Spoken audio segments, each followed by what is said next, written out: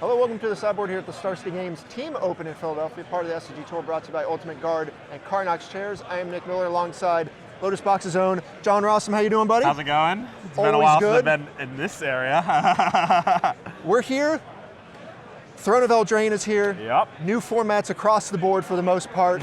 Standards, the talk of the town today. Yep. You're here talking about Bant Golos, Yep. which is arguably the best deck coming into this tournament. We've Yep. had 3 Phantom Legends tournaments, Yep. and a lot of people iterating on what came out of those events. Yep. How did your squad and you particular end up on the Golos deck? Sure. So last week, I would say, like with the first fandom that Brian Gottlieb won with Esper Dance, I was like, wow, this deck is really sick. I played probably 50 matches of Esper Dance, and that was like my front runner. Then Brian Gottlieb wins another fandom event, this time with Bant Golos, and I'm like, and it was me and Edgar was just like, Edgar Magalhaes, my teammate, is just like, how do people beat Field of Dead in this format? I'm thinking about like these blue-green X, like ramp decks, just like cold and multiple Field of Deads. Esper Dance literally can't beat the card Field of Dead when it's in play. And I'm just like, I have no idea, let's run with it. And I played probably about 150 matches and love it. Right, when I saw the Esper deck, I was like, well, Rossum has found his new deck. But here we are, another big land strategy. You're a fan of big mana in a lot of formats. I saw a post from you early on, I think, this week about your arena run where you basically killed it on ladder there. So I'm no surprise to see you playing it this. Yeah, there was one point in arena where I was 50-2, and that was like how my week started with Bant Golos. I just was not losing. I was just winning like every match I played, so I was like, why not? I started losing more as people were ready for it. More people started playing Ashiok, but this deck is just doing some stupidly powerful things. Like the ramp is all good, and Field of Dead is just so messed up. Like, and Hydro Krasis obviously is Hydro Krasis in your ramp deck. So well let's break down the cards here, because we have the ramp elements that we're used to. You know, last season we had a Boreal Grazer. We had Growth Spiral. We had Securitas Root. But now Throne of Eldraine gives us all these other tools. Starting off with one of the most talked about cards, Once Upon a Time. And this was a card that we didn't see a lot in the first Phantom event, but in the second and third, it was everywhere. Once Upon a Time is like, it's like weird. This card is obviously very powerful, and as we've seen, free spells are quite powerful. This card it feels a lot better in game 1 when your deck's more streamlined, when you're not flooding your decks with like the Vow Decrees or trophies or negates. But in game 1, it's just like the perfect card you could ever ask for. It finds Ramp, it finds Grazer, and it finds Beanstalk Giant. It also finds your threats. It finds Golos, Hydro Krasis, and it even finds your Wrath and Realmcloak Giant. So it basically does everything. Finds your Ramp, finds your Powerhouse, and finds your Wrath. Like, what more can you want from a green free instant? Right, you get it free on the first time, almost always. And then the deck makes so much mana, you don't even care about paying the 2 later on. Even on raid, it's a good card. Like, it's just end of turn, like this past turn, I'm like, all right, cast Once Upon a Time. I'm like, okay, find Hydro Krasis. Next turn, cast Hydro Krasis for 8, draw 4, Field of Dead, make 2 zombies go, and it's just like, how do these fair decks ever keep up? They just don't. Then a card here that Brian Gottlieb, not a fan of, but you have a handful of copies, Beanstalk Giant. You get the ramp on the front end, get a big giant on the back end. Beanstalk Giant, front half is basically just full retail Search for Tomorrow. But however, the thing about Beanstalk Giant in this deck in particular is that you can never have too much ramp, and this at least give you a return of your investment later on in the game, where you can combo it with like a Realmcloak Giant and like a Faramir, for example, just to like cheese them, quote unquote, and just like 23 them in a turn. So it's a ramp spell that also kills them, so it's kind of nice. Oko, one of the other most talked about cards. A lot of people are already talking about how problematic this card will be in Standard. A lot of the decks, the Golos decks, were playing Teferi in this spot. Talk about the inclusion of this Planeswalker instead. This was a last-minute change. Another powerful teammate of mine, Corey Baumeister, obviously known for his Standard prowess, sent us a list last night that was kind of close to this, but he had Oko instead of Teferi, and I was thinking to myself, I'm like, you know, I started with Oko and then switched to Teferi, and Teferi's obviously a very powerful card, like it warps Standard by itself, but the thing I really like about Oko is what it does in the mirror, is that it makes Golos they just can't cast it if there's an Oko in play. It either becomes a 3/3 or you just take it. So what it does in the mirror and what it does against these green fair decks, and the problematic cards for this deck are like Questing Beast or Skargan Hellblight. Even Hydro Krasis is an issue, and you're just like, I'll turn that into an Elk. It doesn't matter how many counters on Hydro Krasis. It can have 500 counters on it. You're just going to chump block it every single turn. So I really like what Oko does to this deck, and I'm really happy that I put it in. It also pressures Ashiok, which is a huge, huge plus that Teferi doesn't do. Right. Not a surprise, Corey coming in with the tech. Coming in clutch. Corey.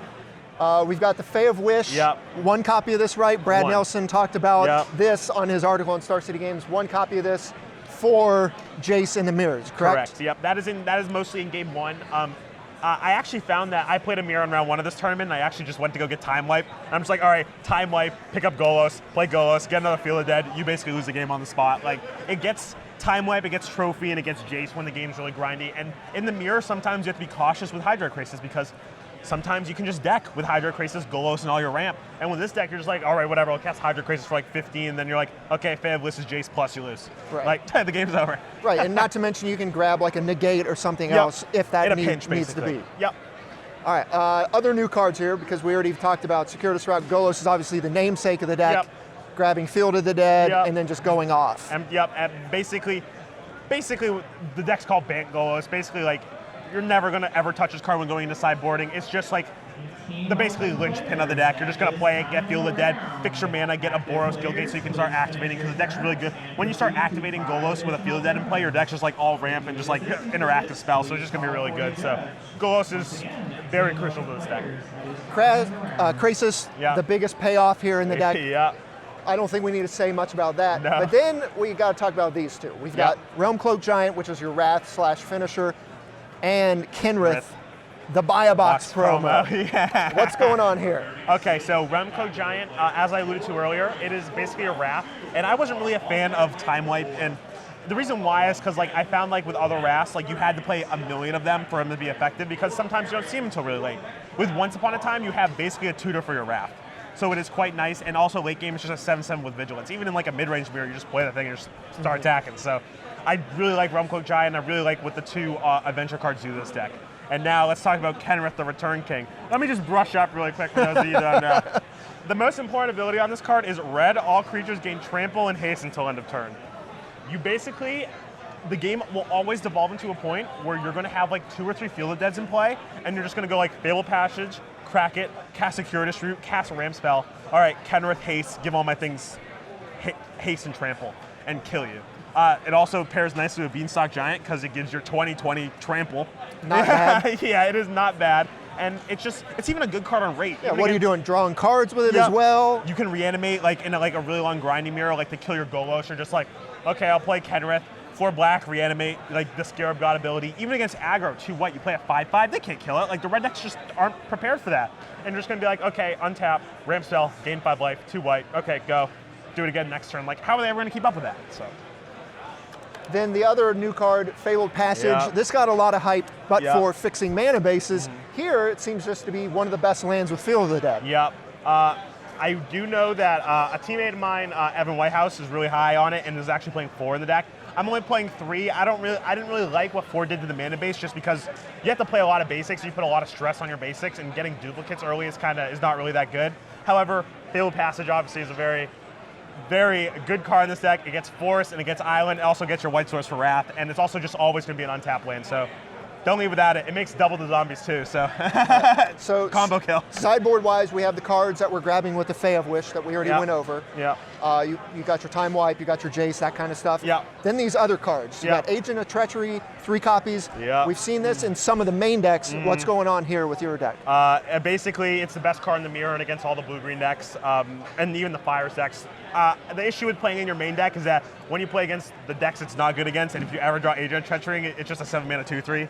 You could probably play 1 at most, but I just wanted to try to make my deck as streamlined as possible, even though it's weird because I have a Fae of Wishes in my deck and a Kenrith, but I wanted the cards that'd be good at almost all points of the game, and Agents is just going to be a blank for the first million turns.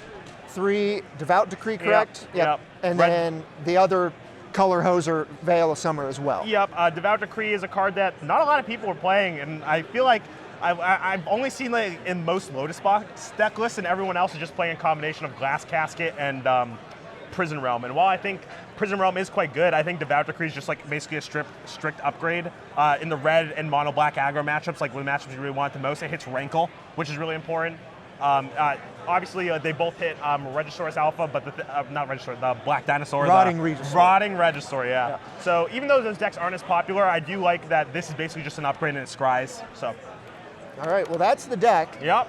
Coming into this event, you have to know this deck has the target on it. Oh yeah. How do you go about playing the deck knowing that that's going to be the case with people bringing stuff like Unmoored Ego, Ashiok, all that kind of stuff. It's nice that all the decks that bring Unmoored Ego and Ashiok are basically just free in game 1, so you're basically always going to win game 1.